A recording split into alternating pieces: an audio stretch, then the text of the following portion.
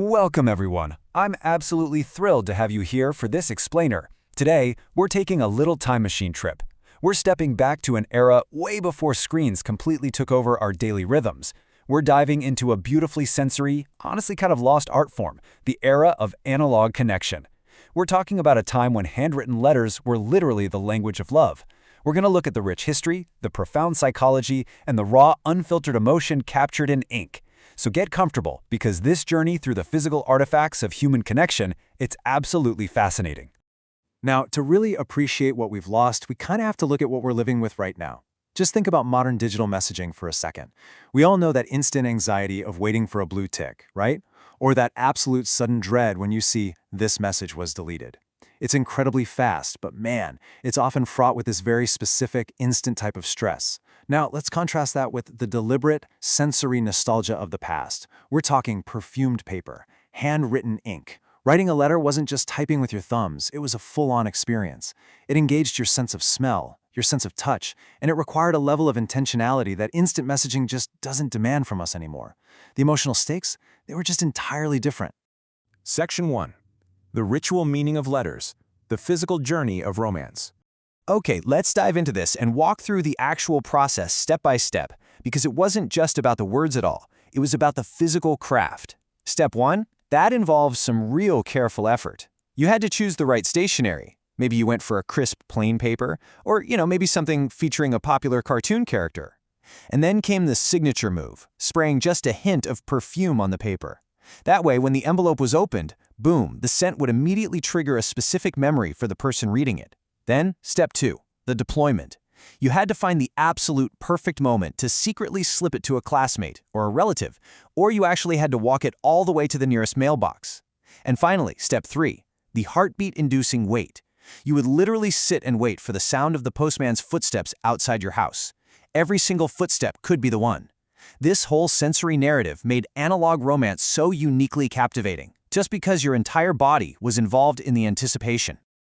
Now, what's really interesting about this is the sheer power held in incredibly simple words. Things like, "I missed your smile during break earlier." Or another absolute classic, "I hope you brought an umbrella, I'm worried you'll get caught in the rain."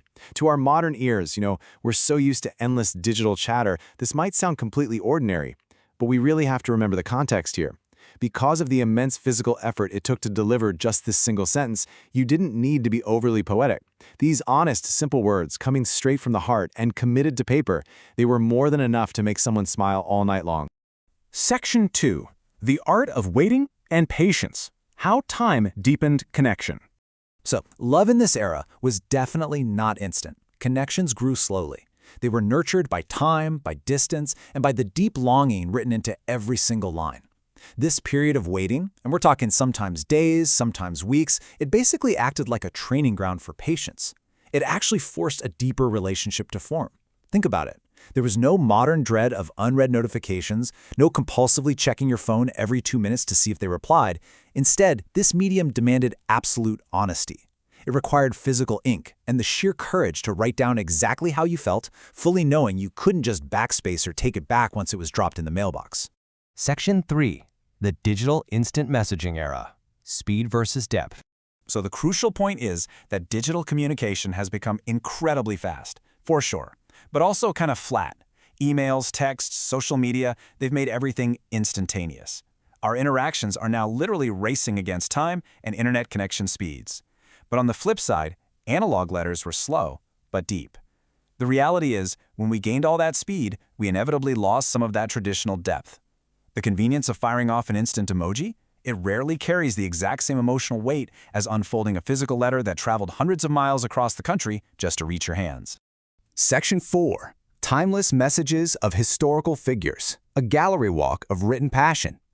All right, we're now stepping into a historical gallery of raw, unfiltered emotion, starting with this incredible emotional peak from 1796.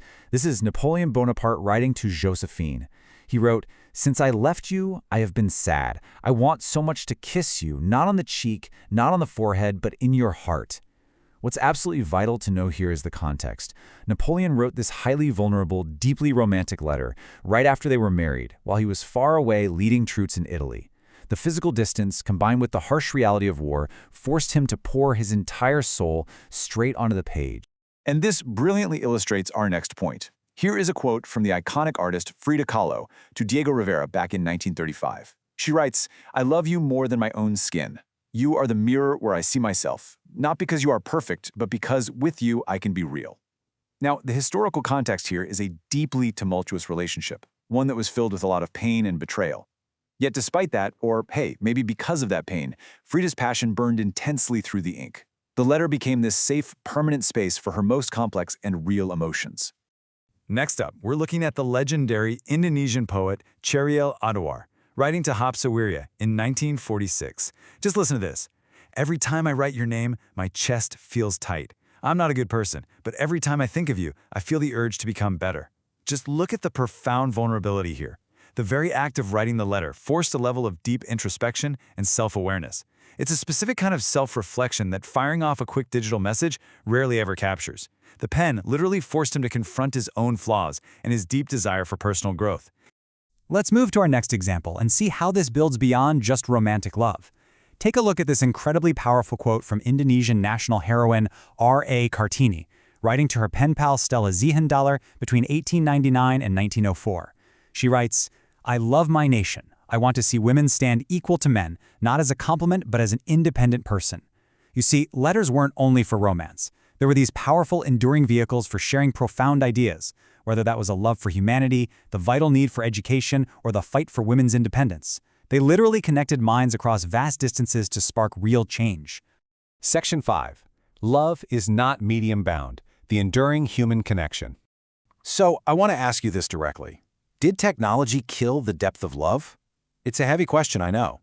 But really think about your own messaging habits for a second. Have our rapid-fire texts and our instant emojis actually robbed us of our ability to feel deeply? Well, the answer, according to our source material, is that it absolutely doesn't have to.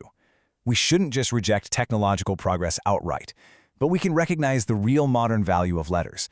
Deliberately taking a pen to paper acts as this incredibly powerful tool for self-reflection. It actively slows down what is a dizzyingly fast-paced world. It forces us to pause, to think, and to genuinely feel every single word before we commit it to the page. Choosing to write a letter today is basically making a choice to step out of the rush and step right back into our own humanity. Ultimately, true love and true connection, they aren't strictly bound by the medium. They absolutely can live and breathe in a digital message sent across the globe in a millisecond. But there is just an undeniable magic in the physical. It remains immortal in a worn-out piece of paper. That paper serves as a silent witness to a very specific moment in time, a moment where someone sat down, thought only of you, and poured their heart out through the strokes of a pen. So, I'm going to leave you with this thought to chew on. In a world where you can send 100 messages a day instantly, who in your life is worth the time, the ink, and the patience of a handwritten letter? Thank you so much for joining me on this explainer, and I really hope this inspires you to slow down and write something beautiful today.